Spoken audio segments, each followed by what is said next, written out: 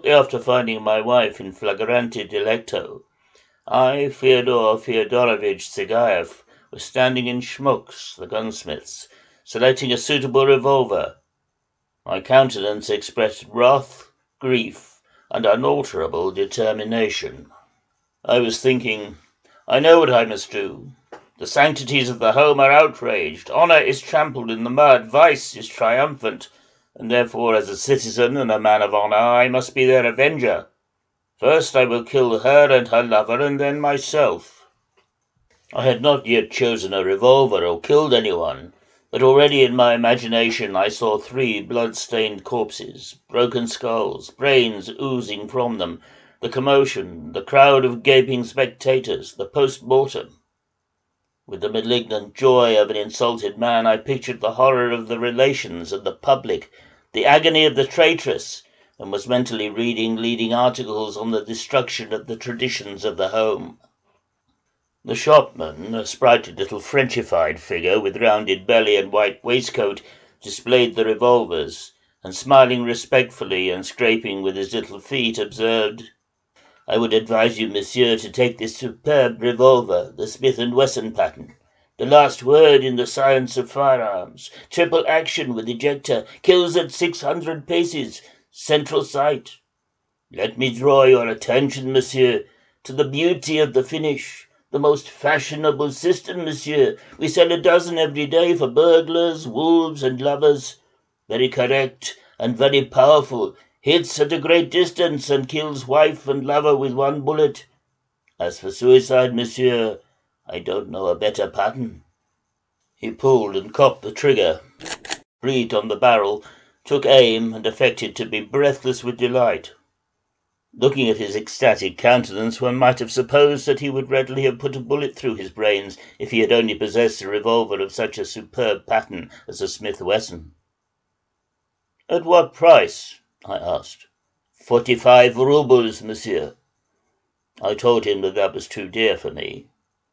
He responded, "In that case, monsieur, let me offer you another make, somewhat cheaper. Here, if you'll kindly look, we have an immense choice at all prices. Here, for instance, this revolver of the Le Fauché pattern costs only 18 roubles. But," and he pursed up his face contemptuously, "but, monsieur, it's an old-fashioned make. They are only bought by hysterical ladies or the mentally deficient. To commit suicide or to shoot one's wife with the Le Fauché revolver is considered bad form nowadays. Smith Wesson is the only pattern that's correct style." I lied sullenly that I didn't want to shoot myself or to kill anyone, and that I was simply buying it for a country cottage, to frighten away burglars. The shopman smiled, dropping his eyes discreetly. "That's not our business, what object you have in buying it. If we were to investigate the object in each case, monsieur, we should have to close our shop. To frighten burglars, Le Fauché is not a suitable pattern, monsieur, for it goes off with a faint, muffled sound. I would suggest Mortimer's, the so-called dueling pistol." The thought flashed through my mind, shouldn't I challenge him to a duel? It's doing him too much honor, though. Beasts like that are killed like dogs.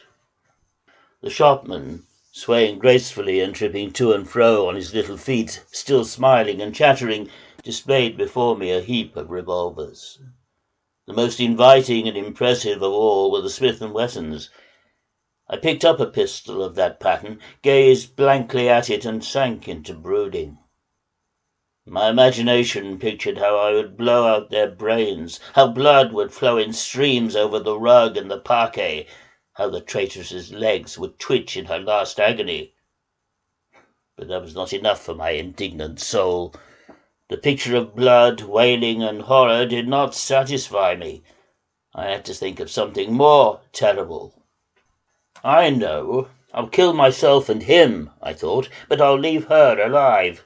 Let her pine away from the stings of conscience and the contempt of all surrounding her. For a sensitive nature like hers, that would be far more agonizing than death." And I imagined my own funeral. I, the injured husband, lying in my coffin with a gentle smile on my lips, and she, pale, tortured by remorse, following the coffin like a Niobe, not knowing where to hide herself to escape from the withering, contemptuous looks cast upon her by the indignant crowd. The shopman broke in upon my broodings. "I see, monsieur, that you like the Smith & Wesson make. If you think it too dear, very well, I'll knock off 5 roubles. But we have other makes cheaper." The little Frenchified figure turned gracefully and took down another dozen cases of revolvers from the shelf. "Here, monsieur, price 30 roubles. That's not expensive, especially as the rate of exchange has dropped terribly and the customs duties are rising every hour. Monsieur, I vow I am a conservative, but even I am beginning to murmur. Why, with the rate of exchange and the customs tariff, only the rich can purchase firearms. There's nothing left for the poor but Tula weapons and phosphorus matches, and Tula weapons are a misery. You may aim at your wife with a Tula revolver and shoot yourself through the shoulder blade." I suddenly felt mortified and sorry that I would be dead and would miss seeing the agonies of the traitress. Revenge is only sweet when one can see and taste its fruits, and what sense would there be in it if I were lying in my coffin knowing nothing about it? I pondered. Hadn't I better do this? I'll kill him, then I'll go to his funeral and look on, and after the funeral I'll kill myself. They'd arrest me, though, before the funeral and take away my pistol. And so I'll kill him. She shall remain alive, and I, for the time, I'll not kill myself, but go and be arrested. I shall always have time to kill myself. There will be this advantage about being arrested, that at the preliminary investigation I shall have an opportunity of exposing to the authorities and to the public all the infamy of her conduct. If I kill myself, she may, with her characteristic duplicity and impudence, throw all of the blame on me, and society will justify her behaviour and will very likely laugh at me. If I remain alive, then... Yes. If I kill myself, I may be blamed and suspected of petty feeling. Besides, why should I kill myself? That's one thing. And for another, to shoot oneself is cowardly. And so I'll kill him and let her live, and I'll face my trial. I shall be tried, and she will be brought into court as a witness. I can imagine her confusion, her disgrace when she is examined by my counsel. The sympathies of the court, of the press, and of the public will certainly be with me. While I deliberated, the shopman displayed his wares and felt it incumbent upon him to entertain his customer. "Here are English ones, a new pattern, only just received," he prattled on. "But I warn you, monsieur, all these systems pale beside the Smith & Wesson. The other day, as I dare say you have read, an officer bought from us a Smith & Wesson. He shot his wife's lover, and would you believe it? The bullet passed through him, pierced the bronze lamp, then the piano, and ricocheted back from the piano, killing the lapdog and bruising the wife. A magnificent record, redounding to the honour of our firm. The officer is now under arrest. He will no doubt be convicted and sent to penal servitude. In the first place, our penal code is quite out of date, and secondly, monsieur, the sympathies of the court are always with the lover. Why is it? Very simple, monsieur.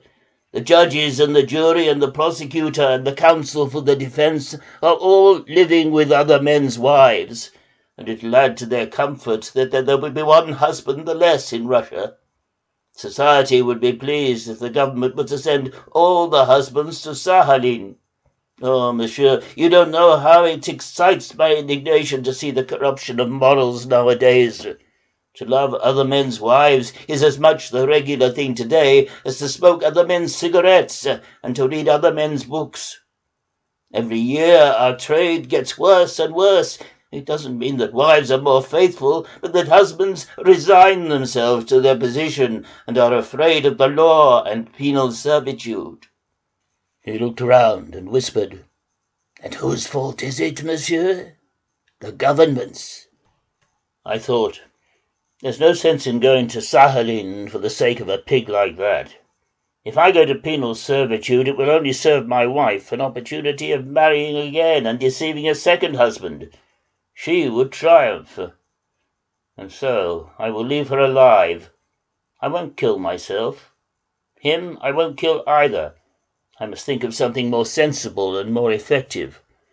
I will punish them with my contempt and will take divorce proceedings that will make a scandal. The shopman interrupted these thoughts. Here, monsieur, is another make. Let me call your attention to the original mechanism of the lock. In view of my determination, the revolver was now of no use to me, but the shopman, meanwhile, getting more and more enthusiastic, persisted in displaying his wares before me. Despite my outrage, I began to feel ashamed that the shopman should be taking so much trouble on my account for nothing, that he should be smiling, wasting time, displaying enthusiasm for nothing. I muttered that, very well, in that case, I would look in again later on, or send someone. I didn't see the expression of the shopman's face, but to smooth over the awkwardness of the position a little, I felt called upon to make some purchase. But what should I buy? I looked round the walls of the shop to pick out something inexpensive, and my eyes rested on a green net hanging near the door. That? What's that? I asked. That's a net for catching quails. And what price is it? 8 roubles, monsieur. Wrap it up for me. I paid my 8 roubles, took the net, and feeling even more outraged, walked out of the shop.